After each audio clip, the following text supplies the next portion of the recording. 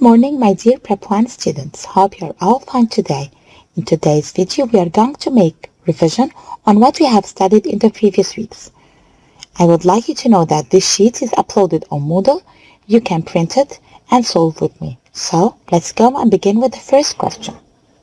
The first question is, if 7 over x plus 5 is a rational number, then x is not equal to. Let's first remember what was a rational number. A rational number was any number that can be written in the form of a over b. The second condition was that both the numerator and the denominator should belong to integers. And at the same time, my denominator should not be equal to 0. And this is the most important condition that we are always looking for. My denominator is not equal to 0. Let's go and start solving the first question. 7 over x plus 5 is a rational number, and the most important condition is that my denominator is not equal to 0. I'm going to solve it as a normal equation to find what is the number that shouldn't x be having the value of. We know now that x plus 5 should not be equal to 0 for this fraction to be a rational number. Solving it as a normal equation, I'm going to move the plus 5 to the other side with the inverse. As a result, I will have x is not equal to 0 minus 5. So x is not equal to negative 5. And this is my answer. X is not equal to negative 5 in order for this fraction to be a rational number. And let's go now for the second one. 5 minus x over x minus 3 equals 0 if x is equal to. And please pay attention when he tells me that the whole fraction is equal to 0. This means that my numerator should be equal to 0. When the whole fraction is equal to 0, then the numerator is equal to 0. We are going also to solve it as a normal equation by saying that 5 minus x is equal to 0. Why? Because the whole fraction is equal to 0, so the numerator should be equal to 0. Solving it as a normal equation, I'm going to move the 5 to the other side. But the question is, what is the sign of the 5? Or what is the operation of the 5? Any number take the sign of the operation before it. And as there is no any operation added here before the 5, so it is positive. I am going to move it to the other side. So negative x is equal to 0 minus 5. So negative x is equals to negative 5. Have a look here. He's asking for x is equal to, not negative x is equal to.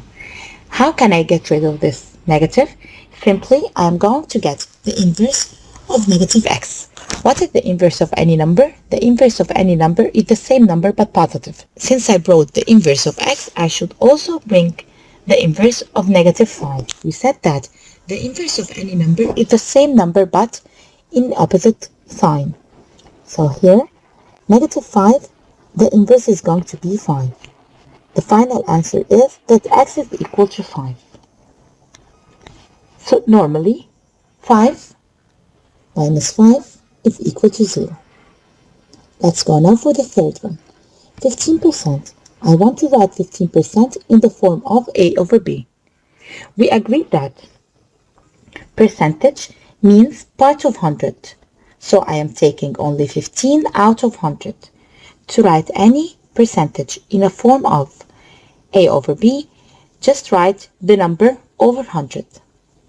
Now, I have a question. Is 15 over 100 in the simplest form? It's not in the simplest form.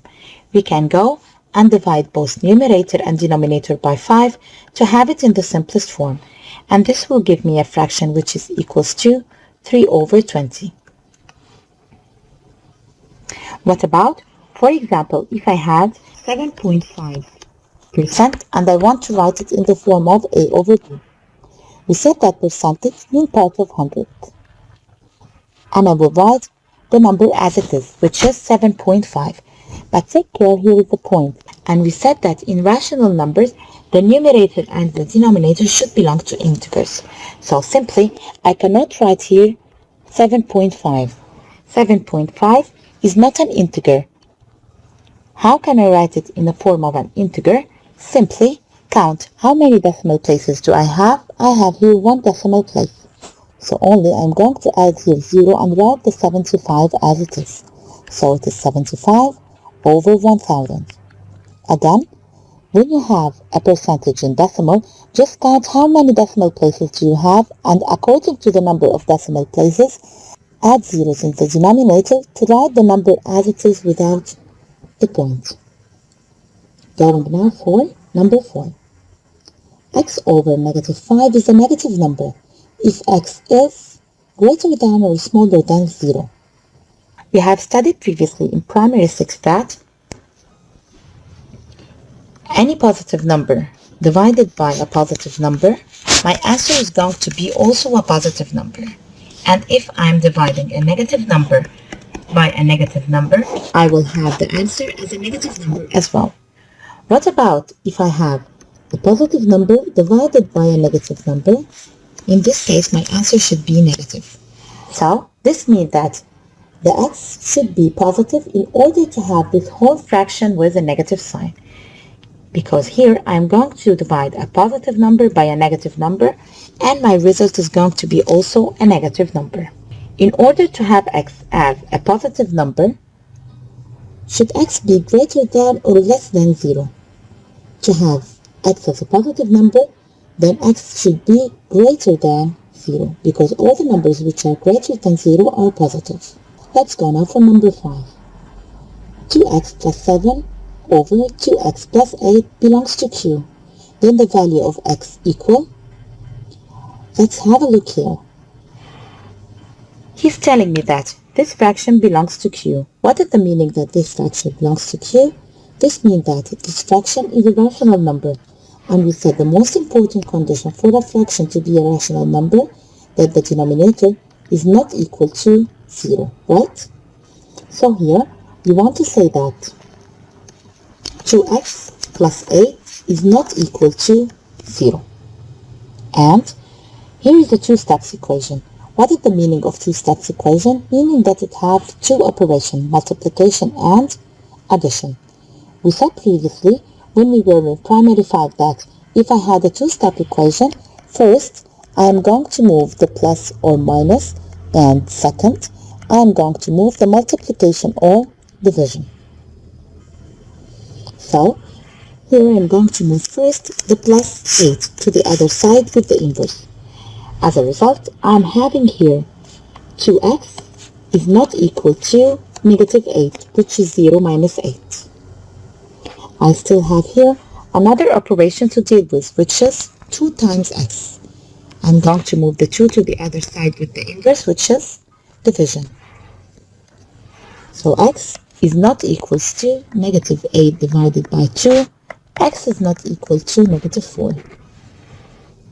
He's asking me here, what is the value of x? He don't want to know x is not equal to what. He wants to know what are the values that I should give for x. Simply, I am going to write that x is any number except negative 4.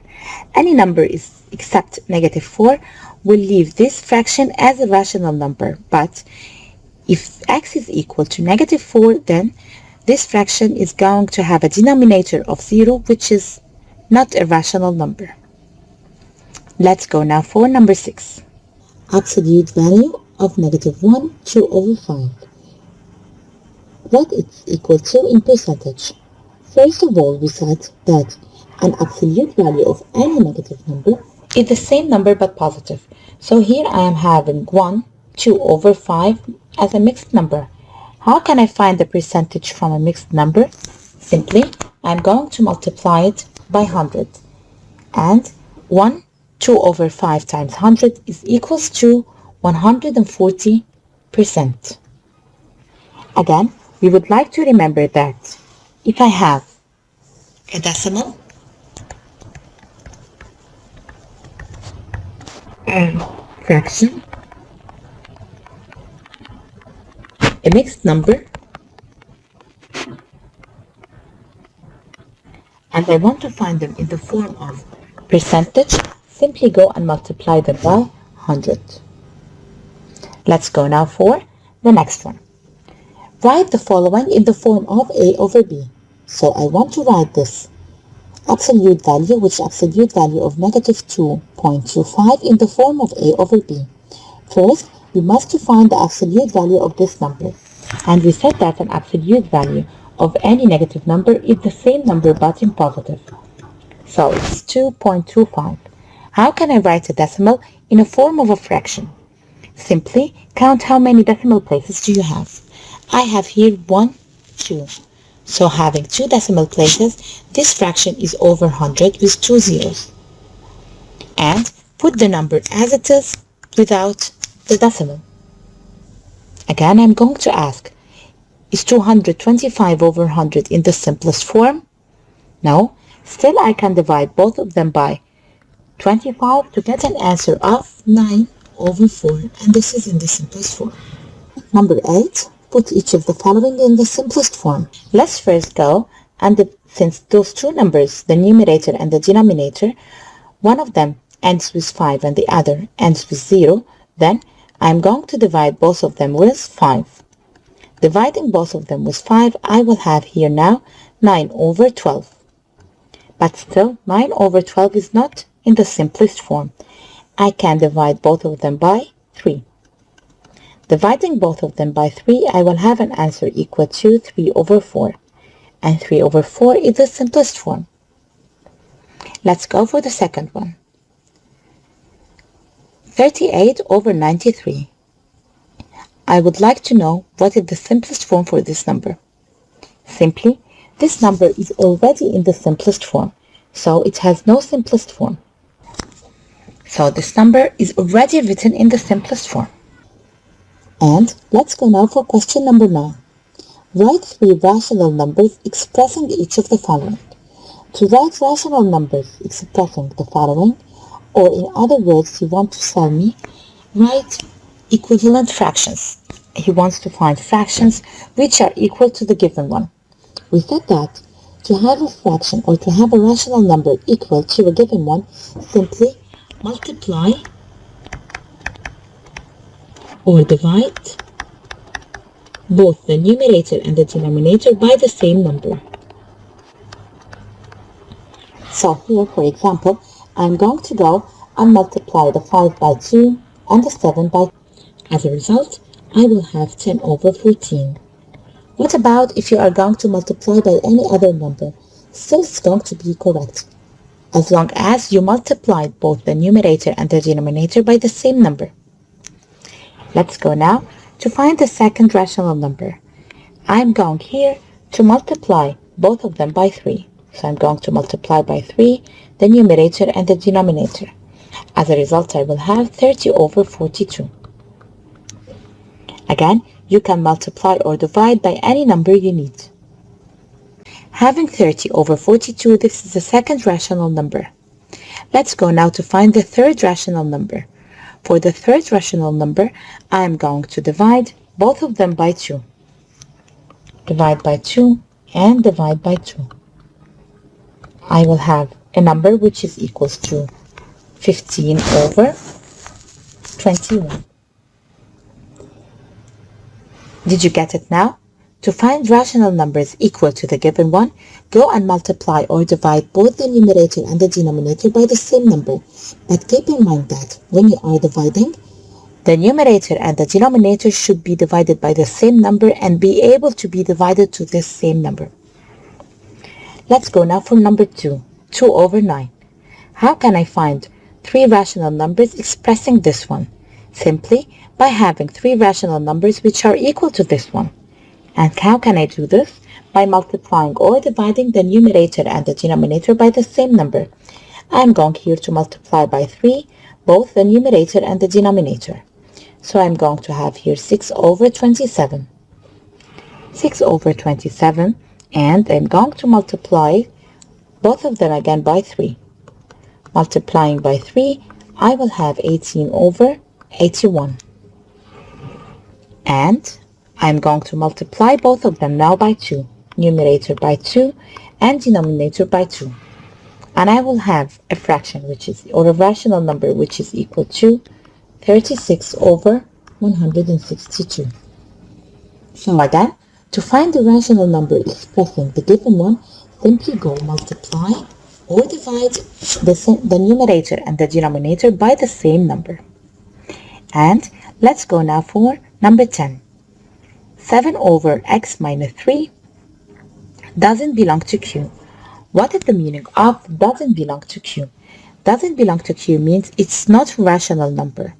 When does a fraction is not a rational number? A fraction is not a rational number simply if I have the denominator equal to 0. So I'm going to solve here my equation as my denominator equals 0. X negative 3 is equal to 0. Then x is equal to 0 plus 3. And x is equal to 3. So in order for this fraction not being a rational number, x should be equal to 3, because simply 3 minus 3 will give me 0, and when I have the denominator of 0, this fraction is not a rational number. Let's go now for number 11. I want to compare between the absolute value of negative 10 over 9 and 1. How to compare? Simply, we first must find the absolute value of negative 10 over 9. We said before that an absolute value of any negative number is the same number but positive. So I want here to compare between 10 over 9 and 1. 10 over 9 and 1. 10 over 9 is an improper fraction. And always an improper fraction, a positive improper fraction, is greater than 1. So absolute value of negative 10 over 9 is greater than 1. Let's go now for number 12. The additive identity in Q. So, to have additive identity, this means that whatever number I am going to add to this number, still it's going to be the same. Whatever number, for example, I am going to add to 6 over 5, still it's going to give me 6 over 5. What number is this? It is 0. The additive identity in Q is always 0. Why? Because it keeps the same number and the identity of the number as it is. Let's go now for number 13, and I would like please to have your attention here in the additive inverse questions. The additive inverse of any number is the same number but in opposite sign, right? So in number 13, the additive inverse of number negative 4 over 9 is simply the same number but using an opposite sign. So it is 4 over 9. What about in number 14 and in number 15? And as I was correcting the homeworks, I found that most of you got it wrong. So please, I want you to concentrate. I want in number 14 the additive inverse of the number.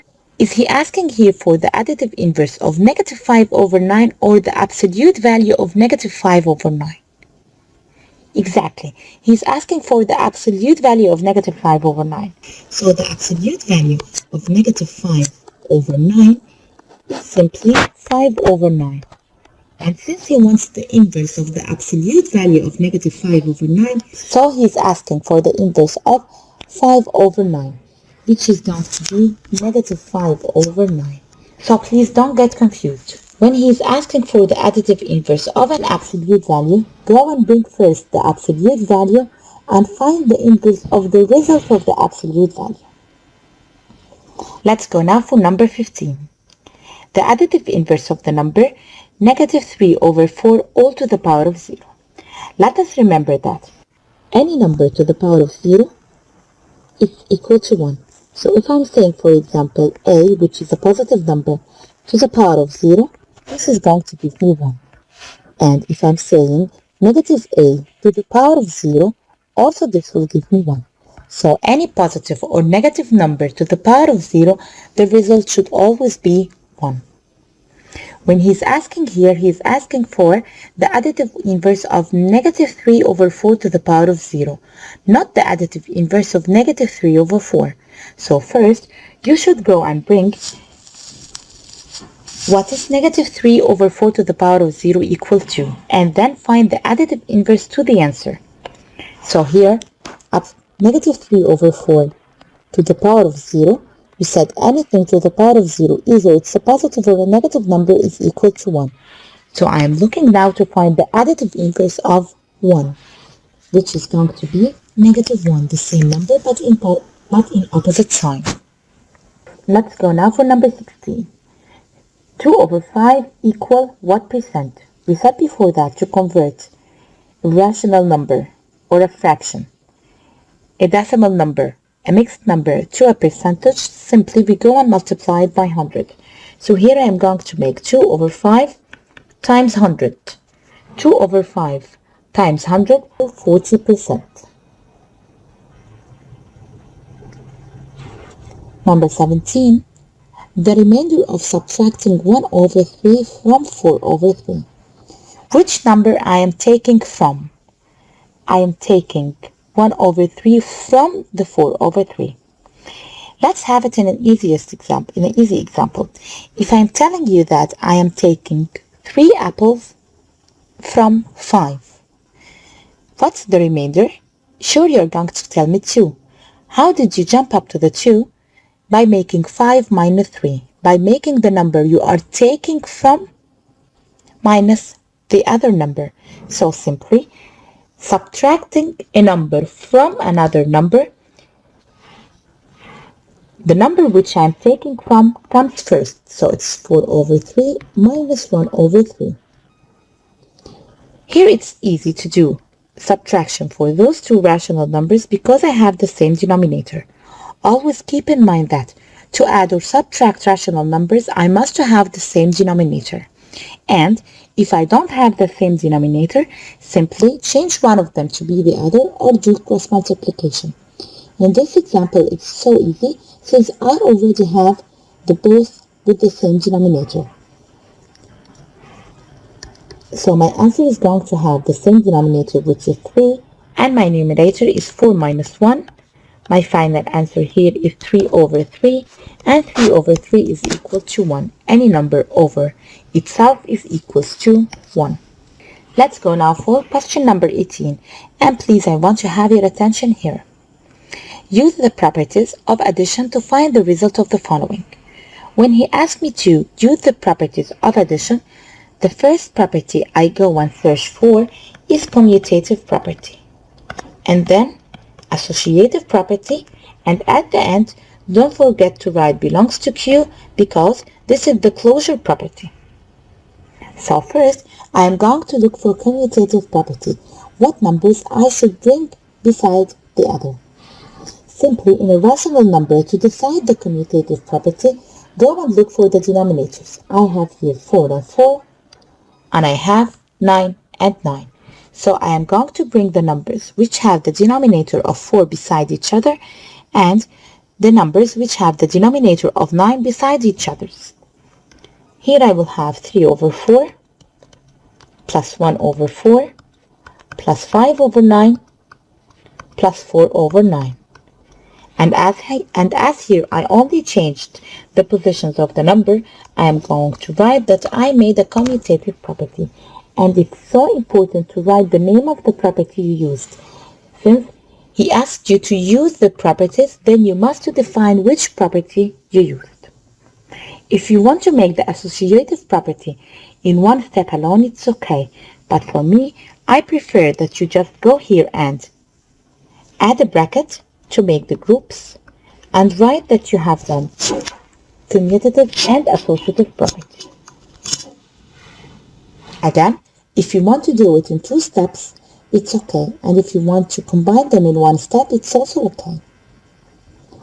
Now, after I made commutative and associative property, let's go and find the answer of each group alone. Here I have both of them having the denominator of 4. So, my answer is going to have the denominator of 4. 3 plus 1, so it's equal to 4 over 4 plus. Also here, I have the same denominator, 9. So my answer will have the denominator of 9. 5 plus 4 is equal to 9. So it is 9 over 9. I will have here 1 plus 1, which is equals to 2. And don't forget always to write that it belongs to Q, belongs to rational number, since this is the closure property. Absolute value of negative 1 over 3 plus negative 2 over 4 plus 6 over 9 plus 1 over 2. We said that to solve any question using the properties, first we go and look for commutative property, then associative property, and we don't forget to write in the answer, in the last answer belongs to Q because this is the closure property. Since we have here an absolute values, then first go and find the answer of this absolute value. Absolute value of any negative number is the same number but positive. So it is 1 over 3 plus negative 2 over 4 plus 6 over 9 plus half. We said that to do commutative property, we go and look for the denominator. As you can see here, I have all the 4 denominators different. What should I do? Simply look at what denominators you can change to be the other. I know that 3, I can easily change it to be 9. So, those are the two fractions that I'm going to bring beside each other. 1 over 3 plus 6 over 9. And also, it's easy for me to go and change the 2 to be 4. So those are the two fractions that are going to be beside each other. Negative 2 over 4 plus half. Now I have this commutative property because only I changed the position of the numbers. And if I want to do the two steps together, simply I'm going to add the brackets from this step and say that I have also done associative property. Before we start solving this question, first of all, we must have the denominators equal. So here I'm going to multiply by 3 the numerator and the denominator.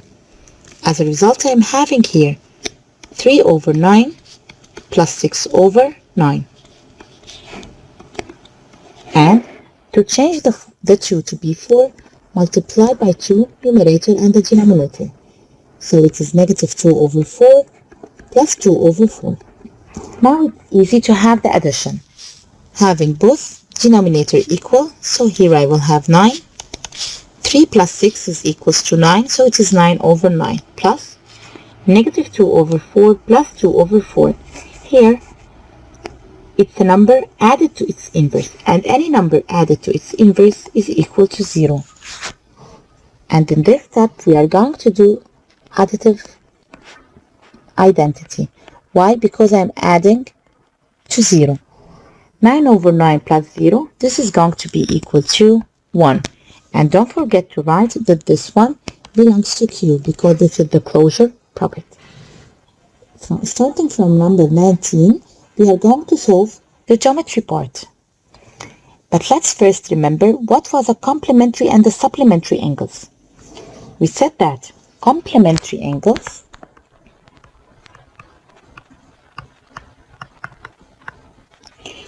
if we go and add it here, a line, then this gives me the 90. Complementary angle, when two angles sum up to give a 90 degrees, then those two angles are complementary. What about the supplementary angles?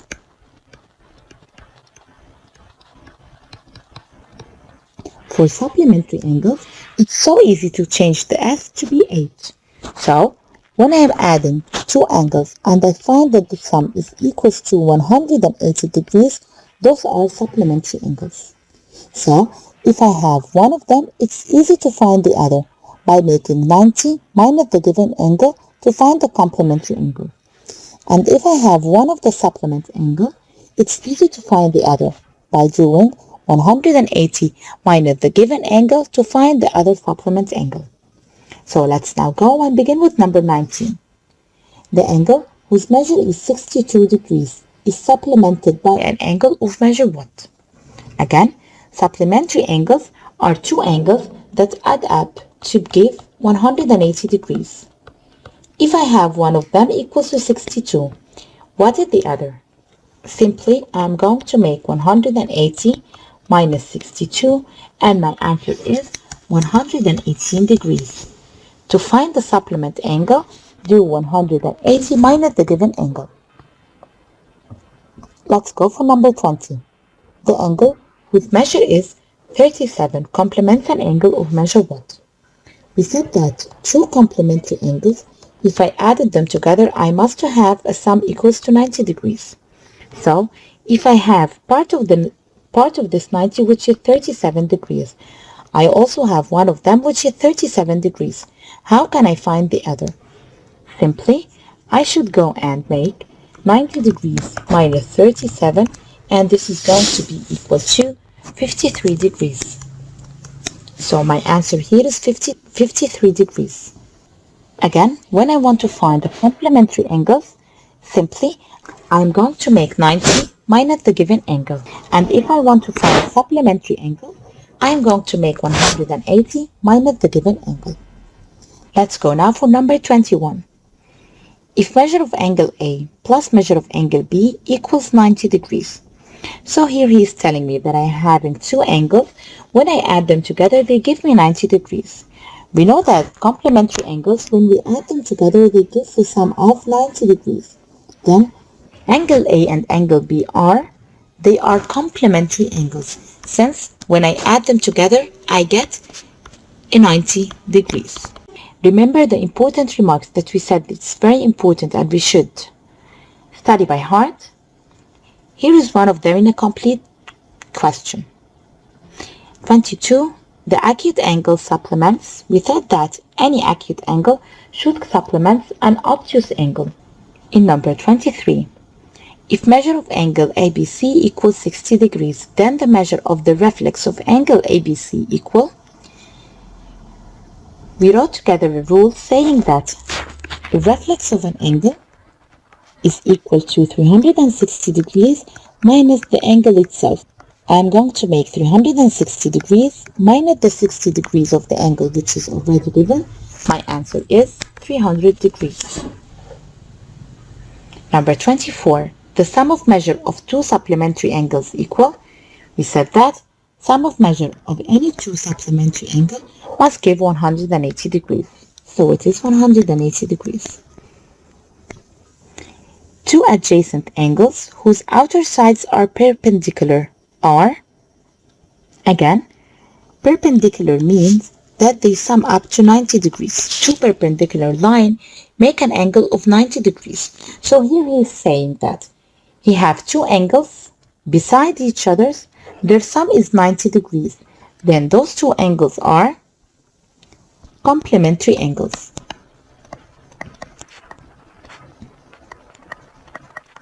Number 26. The two adjacent angles whose outer sides are on the same straight line are. We know that two angles, when they are on the same straight line, then the sum of the angles will give me 180 degrees. Having two angles beside each other and they sum up to 180 degrees, then those two angles are supplementary angles. And let's go now for the last question. Question number 27. If BC ray is perpendicular to BE ray. What is the meaning of perpendicular?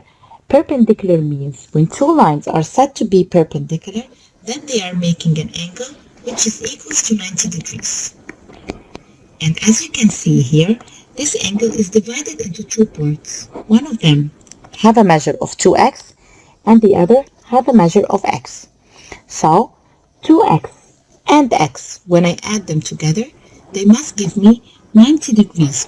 Why? Because the two lines are said to be perpendicular lines. So here he is saying that 2x, which is the measure of the first angle, plus x, which is the measure of the second angle, is equal to 90 degrees.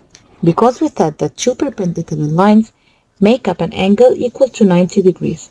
This 90 degrees includes inside it 2x and x. So 2x plus x is equal to 90 degrees. Now, let's solve it as a normal equation. 2x added to it another x will give me 3x.